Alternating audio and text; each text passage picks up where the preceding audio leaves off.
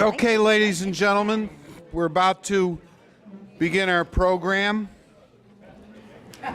We have a very distinguished panel up here, and I just want everybody to know that we had plans for a grandiose panel up here.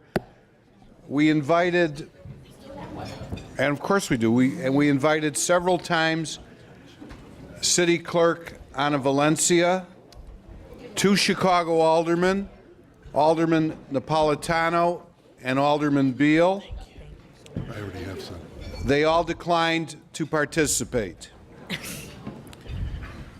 We invited former Republican gubernatorial candidate Jeannie Ives to join us. She wanted to, but at the last minute a scheduling conflict came up, so we're without those individuals. But we have a terrific panel today, and I just want to take a moment or two to introduce everybody, and then we'll open it up. I have a number of prompting questions, and please, no long-winded statements, no 20-minute orations, or, you know, we'll lower the hook. I promise I won't. Okay. Keep them short, like your columns, okay, Cass? All right. Good to know that. Anyhow, Somebody shut off my microphone. let me begin on my far right.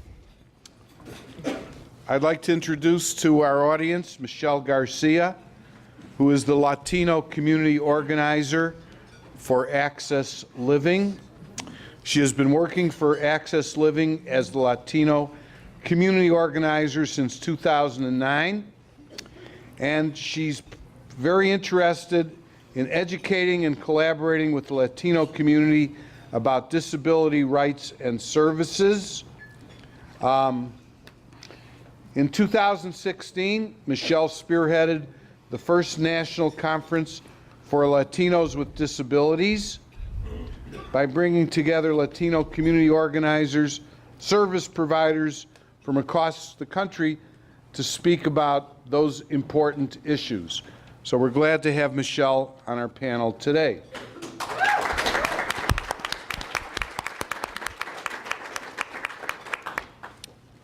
Next to Michelle, Mays Jackson, and his mother's here, right? Where you at, Mrs. Jackson? Thank you. For my mom. We're always glad when speakers bring their parents and their kids and relatives with them. Tremendous. Mays is a radio host on WVON. He's a political strategist, media personality, urban marketing pioneer, a diverse background of over 25 years of experience in the worlds of business, politics, and community engagement. You can hear Mays daily on WVON, 1690 on your AM dial. Thank you. And on the WVN Morning Show. He's also Vice President of Development at the Intelligence Group that is designed to create strategies to achieve the goals of their clients. So, Mays, thank you. Thank you. Next to Mays, and between Mays and John Cass, Tanya Head, who is the consultant for women currently in the Cook County Jail. Tanya works with female prisoners who are about to be released, helps them with resources for housing, shelters, clothing, other basic needs that help them with their transition back into society. She's a graduate of Kennedy King College and now attending Northeastern University, working on her BSW in social work. Thank you. Thank you, Tanya. Thank you. Last but not least, John Cass. Doesn't need much of an introduction. But if you want to get that recipe for the beer can chicken in that, this is a man. beyond Greek ribs, beer can man. chicken. Greek ribs. But That is so beyond. I have some very interesting information on John. He and his son, he's the son of a Greek immigrant grocer. John was born on the South Side, grew up there in Oak Lawn. He has held a number of jobs. Probably we've never heard of this before. Merchant Marine sailor, a ditch digger, a waiter, film student at Columbia University in Chicago, worked for the Daily Calumet until he left for the Tribune in 1983. He lives in the western suburbs with his wife, his 2 sons, and if you want to know anything about the Chicago Fire, not the department, but the soccer team, you talk to John. Okay, so here we go. Municipal ID and so forth. Let me begin with Michelle, and we'll ask everybody to respond to this question. Who's it for, and why is it needed? Or not needed? Can you hear me? Yes, okay. So the idea is for everyone. And why is it needed? Well, I'm only going to respond to these questions as for the work that I do. So in terms of who it's for, like we said, it's for everybody. And why it's needed, because for at least for the population that I work with, it would grant them the possibility of accessing the supports and services that they so much need, given that these supports and services, more often than not, need an ID to receive the services. So many of them don't have an ID or don't have easy access to an ID. And Mays, is it needed? I don't believe it's needed. We have state ID as well as we have the matricular. I think that the card is it's available to everyone, but it is really for an undocumented population that we are trying to prepare to be, in my estimation, have the opportunity to vote in Chicago as we try to replace the rapidly leaving population, particularly in the black community. I understand that the first 100,000 cards are free. Yes. And after that, people are going to have to pay $5 or $10. Is that fair to the citizens of Chicago? You know, I think you got to really look at it. I think it is really a high-priced marketing campaign for marketing and election campaign for the city clerk. I think that it really is just a high-profile public opportunity, and when you give away the first 100,000, then you get to automatically claim it as a success, right? You say, hey, 100,000 people took this card. It's a success, right? But fundamentally, I just disagree. Okay, and Tanya Head, your thoughts. Hey, how y'all doing? My name is Tanya. How y'all doing today? All right. I believe that this ID is needed. My name is Tanya. I work for Target Area Development. I work with returning citizens when they come home from prison in Cook County Jail. I have been doing this work for almost 5 years. I'm working with these individuals every day, all day, sometimes 24/7. I'm on call. These individuals come home from prison in Cook County Jail. They don't have an ID. They don't have a birth certificate. They don't have a social security card. They sometimes don't even have their release papers. The release paper does have their picture on there, but sometimes they walking in these doors with nothing at all. And my job is to work with these returning citizens when they come home from prison in Cook County Jail, help them get a job, apply for housing, enroll in school, get a trade. Some individuals don't even know how to access or use a computer. So this is the need. I believe this is a need.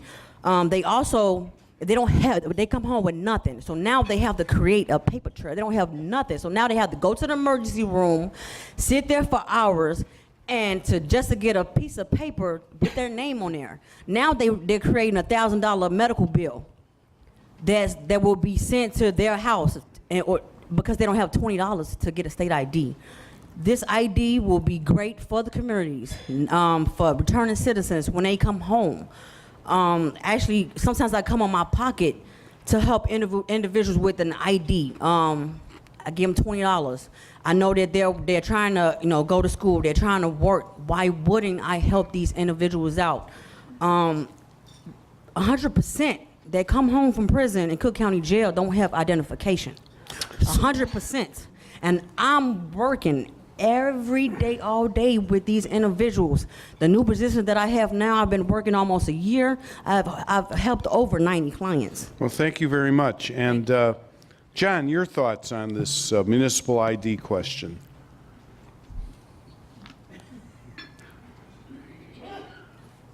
Zorro,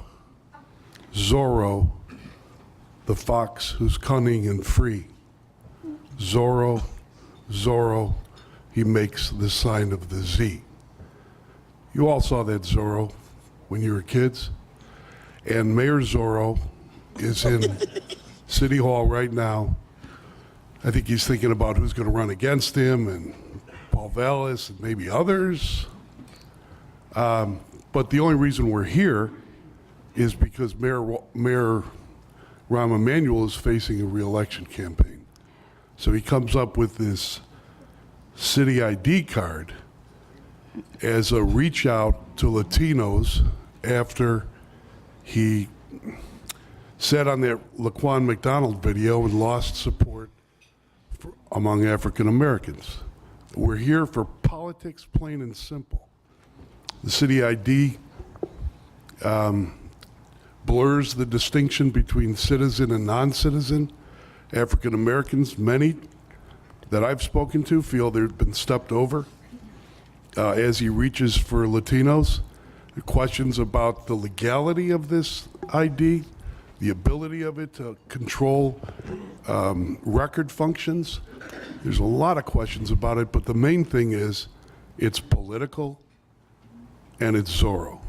So you're of the opinion that it's a political ploy to increase the mayor's support in the Latino communities of Chicago? I've been, learned from the masters in this room.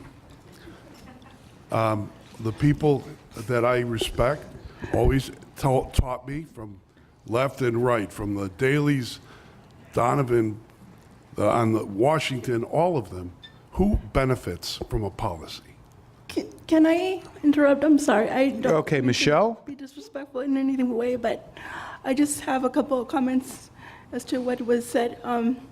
So I don't think this ID in any way, at least when the community came together with the city clerk and sat down, a number of groups, community groups came together with the city clerk with the idea of having this ID in order to provide, with the idea in mind that the ID would provide access to better services and support, like I mentioned, not only to the community that I work with, but to many others.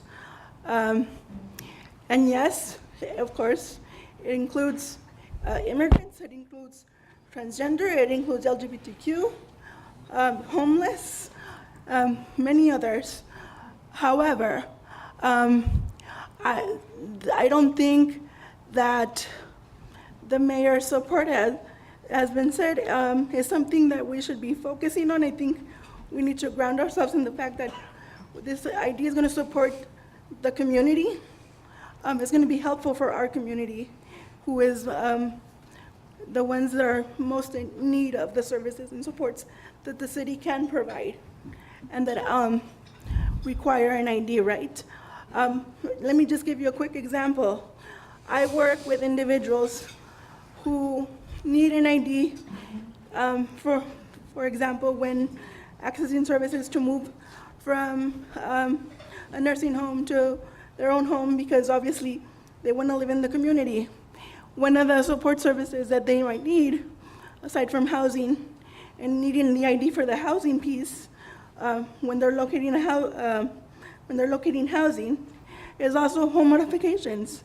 This program requires an ID, and it's a city program. For the individuals that I work with, many of them, like Tanya mentioned, don't have access to an ID. So helping them have this ID, or having access to this ID, has been the greatest thing that I think the city has embarked on.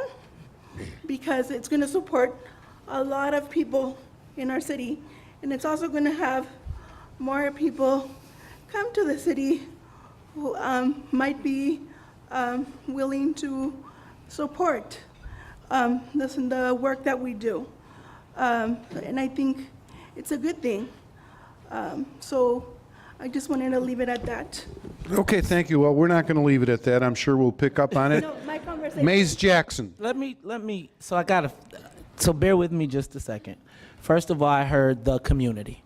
Can I back up really quickly? I want to take a moment to acknowledge Melody Span Cooper, who is the president and chairman of WVON 1690. Melody, raise your hand. Because Melody allows us to have these conversations, which are sometimes uncomfortable. So let me start here. First of all, we hear this word, the community. The community, the community. The community oftentimes is code for black when we're talking, but then when the distribution of the resources come, then it doesn't necessarily go to black people, it goes to the rest of the community. When we talk about all of the rest of the people that are gonna benefit from this program, we are value adds. Fundamentally, when you talk about, and as I listened to all of the things that this card will make available because they don't have access to it, the question that keeps coming to my mind is why?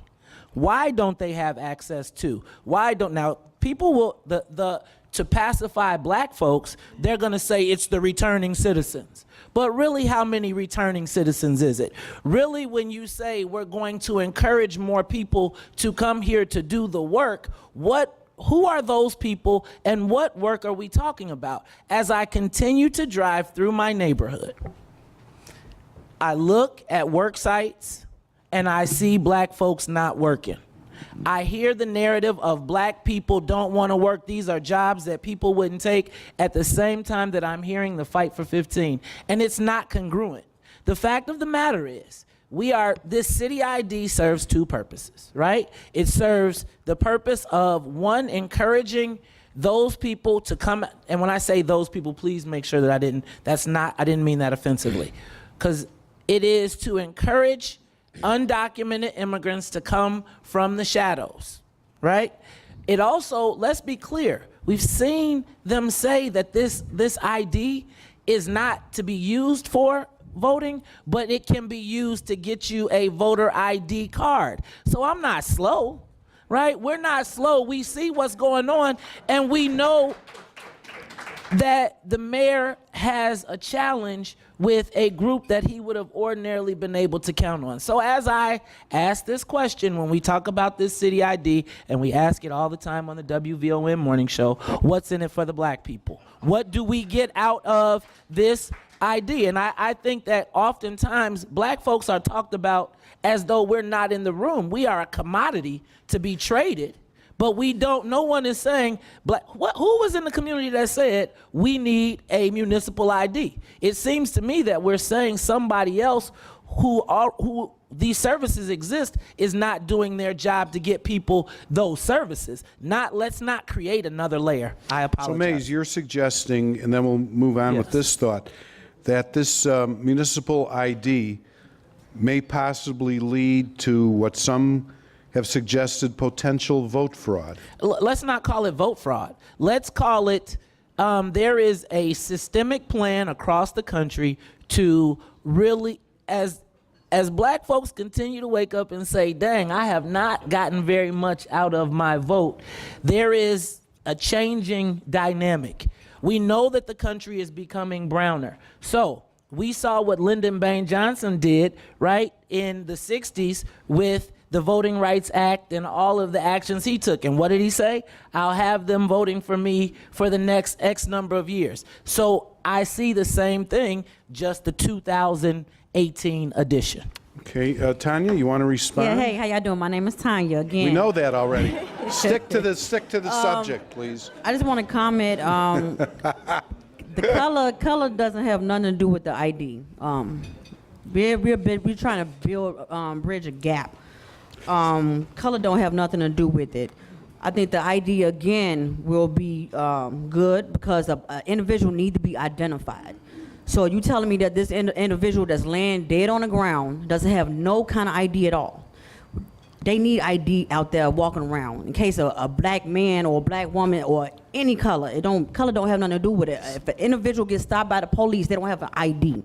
So now what do the police have to do? They have to take that individual to the police station to run fingerprints on that individual, and this ID would also help reduce crime. Because the people that come home, it's hard for them to get an ID. So what they going to go do? They going to go commit another crime. It will help stop the recidivism as well. An individual going back and forth to jail. Can I Have there stop been you any there? studies on that? That's kind of a revolutionary, to get a job, an interesting to enroll idea. in school. Tanya, have there been any studies on that if I have a municipal ID, I'm less likely to go out and hijack a car, commit a crime, No, etc.? no, it's not. But I'm just saying, if they come home and the first thing they want is a job when they come home. That's the first thing that they want. And they don't have an ID to get a job. Might I suggest, instead of creating a new layer then, that we increase the funding for the Secretary of State's office and that we then expand the use of, we know that Mr. White is clearly the most Secretary popular. White's all for that, by the way. Right, so Mays. I'm sure he is. So I think it would create more jobs and more opportunities. But I'm suggesting why not increase the budget of the Secretary of State as compared to creating a whole nother ID that we're going to create another bureaucracy. And again, really, it's a marketing budget that is going to be used because it's going to be a poster in every office and every campaign. There's going to be TV spots, etc. It's a re-election tool. Let's be clear. Why isn't John, go ahead. Why isn't the treasurer here? City Club, I ask you, the clerk, why isn't she here? I don't know. We asked several times, and right?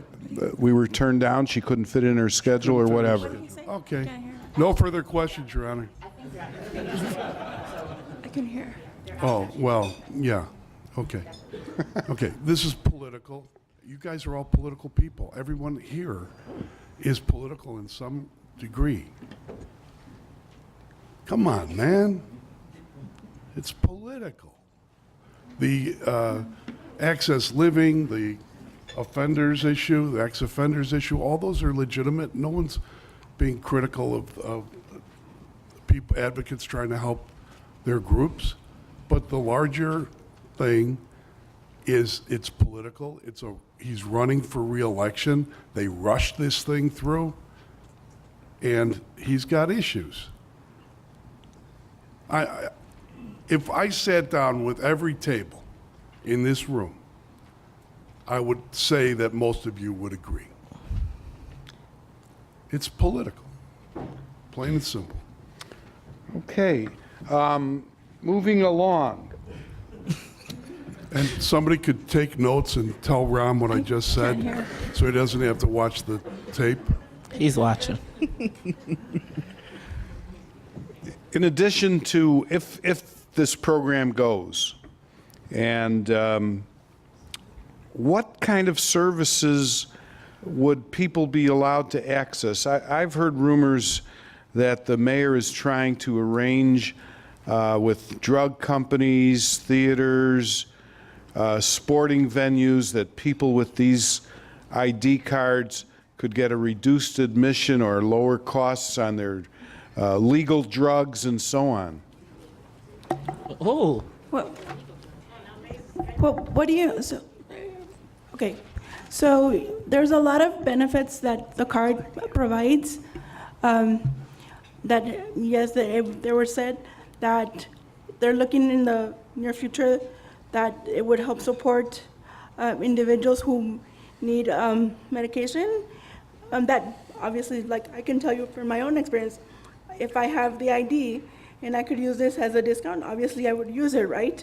Because medications are for individuals who need them, at least in the populations that I work with, and even for my own self, are very expensive. So if we could have some sort of discount, obviously we're going to take advantage of it. So that's where that was going. Also, another discounts and services that the ID would have is entries to museums, again, by discounted entries, right? So those are some of the supports and services that the city would offer. But like again, I mentioned before, that for somebody who is going from a nursing home to getting their own housing, they need to make sure that their housing is accessible. So this ID would allow somebody to access the accommodation services that the city also has to offer. So that's why I think another reason why this ID is important, at least for many of those in my community. Also, it has the very unique thing that I think is perfect is that it has your Ventra and your library card in one. So it's basically an all-in-one card that would be very efficient and easy to use as a person with a disability or not. I think having, can you hear me? Because I can't be leaning forward. So it's very easy for me to access the card. Sorry, thank you. It's easier to have just one card as opposed to multiple cards. So I think that's another convenient aspect of the card, aside from all the, if you may, perks that it has with the discounts to different entities and services. So this will allow everyone to be able to access these. Okay, thank you very much, Michelle. Mays, you want to reply to some of those Just points? real quick, and I think, I spent years in marketing, and one of the things that people, if I'm a marketer, I would much rather have something that is mandated as compared to something optional, right? So when you think about a driver's license or a matricular or whatever you get, if you want to market that and sell that to advertisers, you probably make a tremendous amount more money and get a lot more because, again, everybody's got to have a driver's license or et cetera. Again, I think we keep looking at this situation and we talk about all these perks and all these values and everything else that's being added, but it all boils back down to the same thing. Why can you not have access to these things that already exist? And that is fundamentally, we are recruiting a population and we are trying to bring them from the shadows and then blur the lines. And after the lines are blurred, then, we start looking around and we're saying, what's really happening? And I just think we've got to be honest. We don't have an honest dialogue about what's really happening because that's not politically correct to say what's happening. But fundamentally, if you ask black folks, not the people that are kind of signed on to the program, but the guy that's in the street, yeah, they're going to take the perks. But why wouldn't you just add those to the things that they already got to get? They got to go to another process to get this other thing when they stood in line. I just think you've got a mandated program already. Use the mandated program. Can I add a couple of things to that, just real quick? So Oh, absolutely. Go ahead. Two things. You said about the driver's license and the matricula. So the matricula is only given to those who come from Mexican descent. So the matricula is not available to everyone. This ID is available to everyone and has the perks that comes with it, of course, right? Also, the driver's license. Not many of us can drive because of, in my instance, because of disability, I can't drive. But obviously, I would still want those. I need the ID again for the supports and services, and why not the added benefits that come with the ID, right? Okay, could you limit your remarks somewhat so we can cover more ground, please, for the entire panel? Tanya, did you want to respond? Thank you, Michelle. Yes, I think it will be good for all the communities, and it will be accessible tool for individuals. Now, a question directed towards you might very well be, excuse me, John, why can't the prisons give the prisoners leaving an ID card? Well, that will be up to the prisons to create that budget within the inside. That way they So will someone's going to have to when they pay come for this. home. There are no free rides. If you go to discounts or whatever, it's picked up on the other end. So this discount, it's like health care. There are people who have insurance, there are people who don't have insurance, and so on. Those who do or are self-payers end up paying greater costs to cover those who don't have insurance. How would this impact with this ID card, this municipal ID? John, do you want to deal with that? Why should, I don't understand exactly. Why can't the prisons give out this kind of an ID card? Sheriff Dart and so on? If Tom Dart's picture's on it, I'm sure he'd put it out.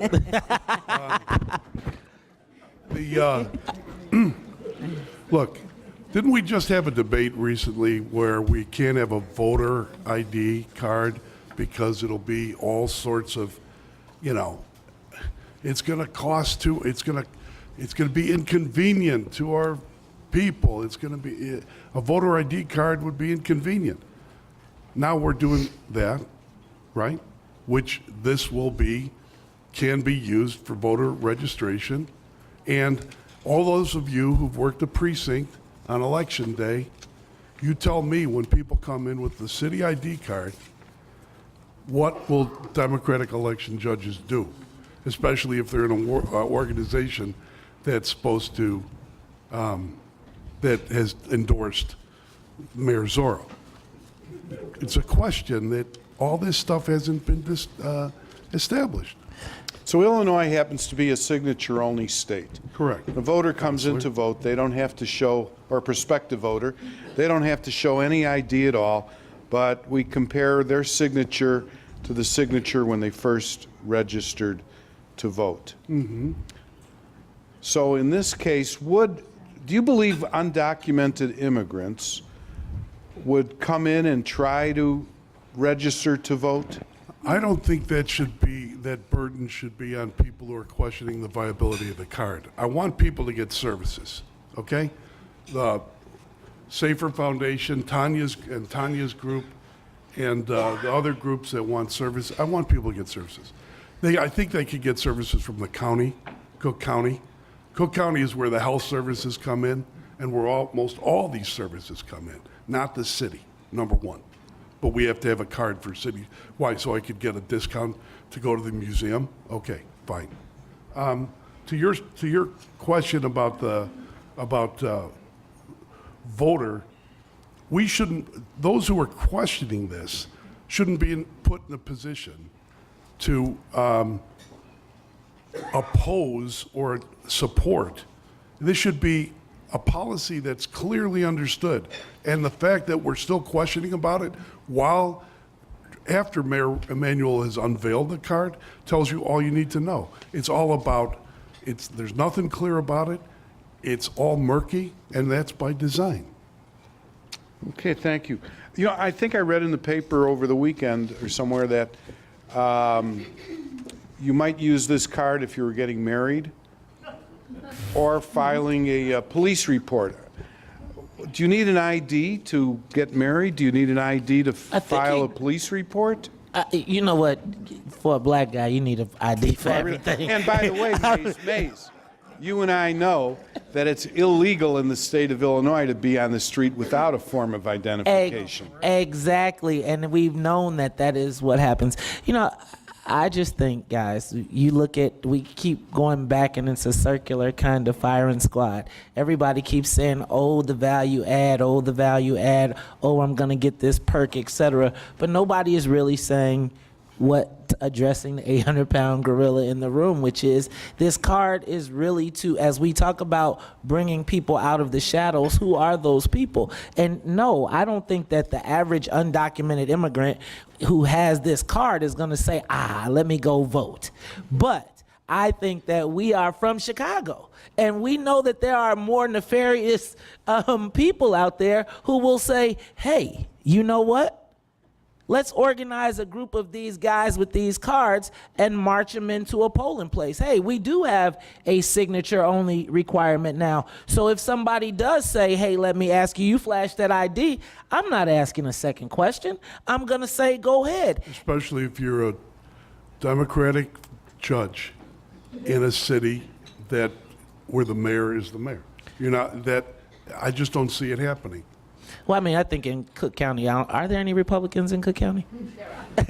You can. It's hard to find them on election day. Let me just say that. So, I think that when we look at this, and I think from the perspective of black folks, and John, I talked about it in your article, but again, we're looking at this and we're saying, wait a minute, we're gonna make all of these special accommodations. So you're telling me that if we know that the black guys were getting out of jail and they couldn't get an ID, we never took a move. We knew that we never made a move to fix that. Now, if we had our disabled community and they were having all these challenges with access to services, we never made a move to fix it. Why? Because the math is different now.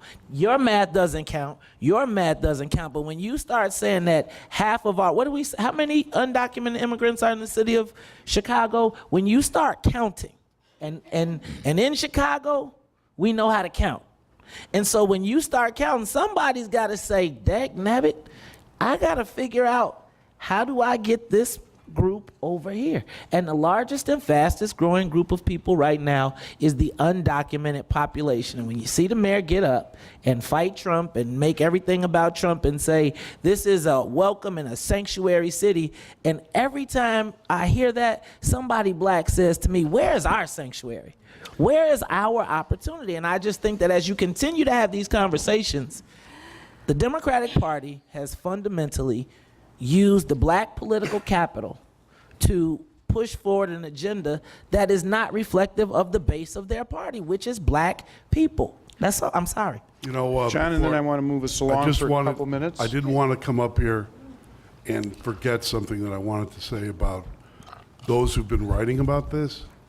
Laura Washington from the Sun-Times wrote an excellent piece a while back about African Americans as the original dreamers. And she kind of helped start this thing going. I just wanted to give a hat tip to Laura on that. Can I just say something really quick? I know we have to move on, but really quick. Yes, sure, go ahead, I just Michelle. I hear the conversations, but I feel that, sorry. Oh, I got you. I do it. Don't worry. I feel that, for me at least, it's problematic to hear the fact that there's like divide among communities, or that's how they want it to be, or it's being said or prompted.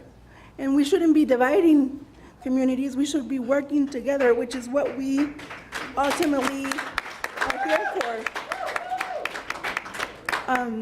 Because we are all here in this room, but instead of debating whether this card is going to be good for one community or the other, it's good for all of our communities in one way or another, or it benefits all of us ultimately. And if it needs more work into it, I think that's what the focus should be, not whether it serves one community or one population, not the other. I mean, those are just, of course, more so my thoughts, but I think that's where we should be grounded again.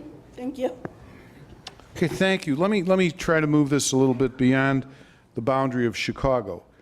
There are communities outside of Chicago which have heavy Hispanic, African American, and other populations.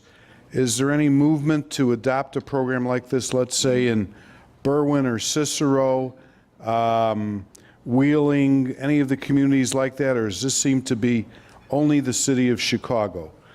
And if this ID, would it be accepted by the state of Illinois for various instances where you need an ID? Any thoughts on that?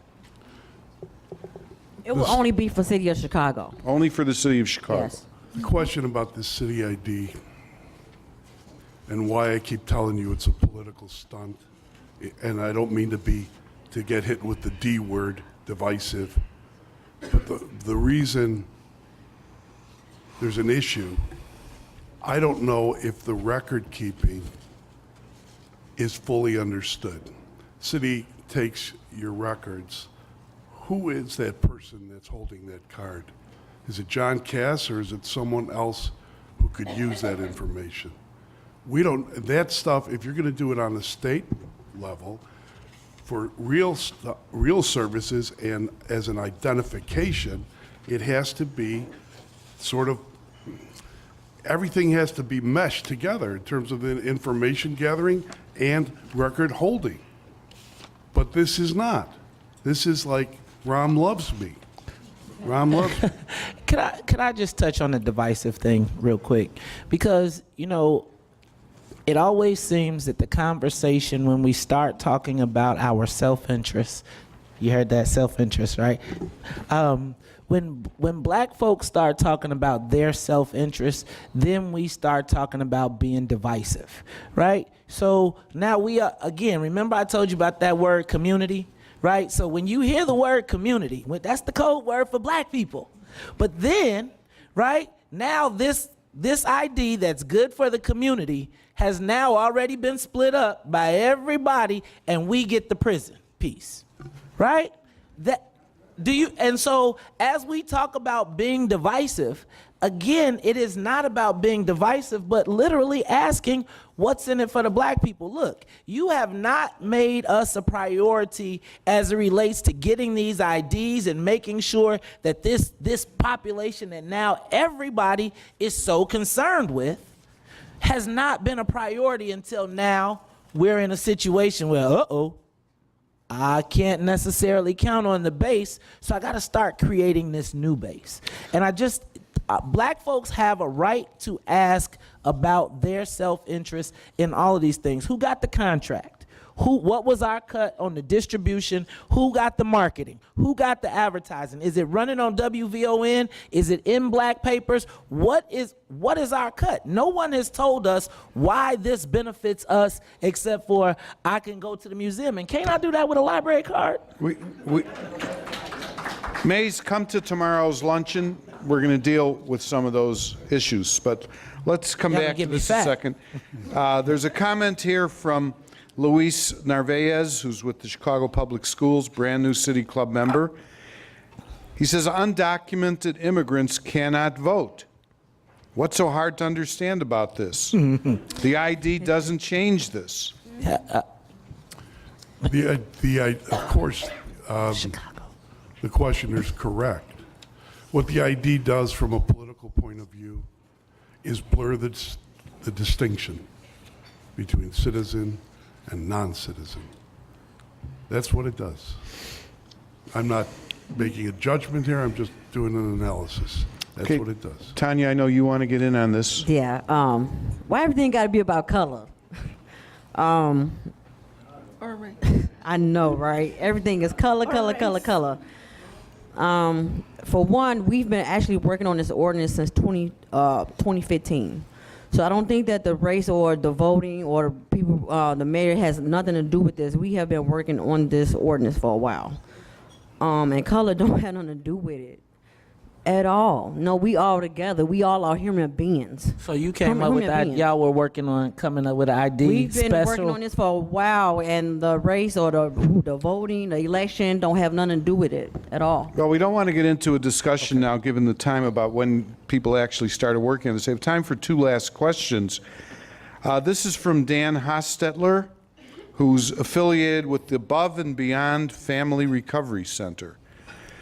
His question is, how can this be administered to the homeless populations of Chicago? How will this ID program reach out to the homeless populations? Well, Either one. I talk. Actually, the individuals that's out there homeless, it will help them get other documents that they need.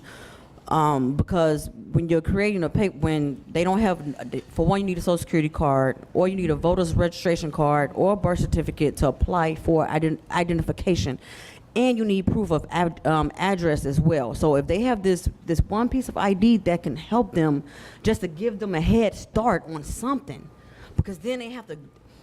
Some of them are isolated in their communities. They don't want to go to the DMV to get an ID, or they might not have transportation to get there to get an ID. So if this is, Yeah.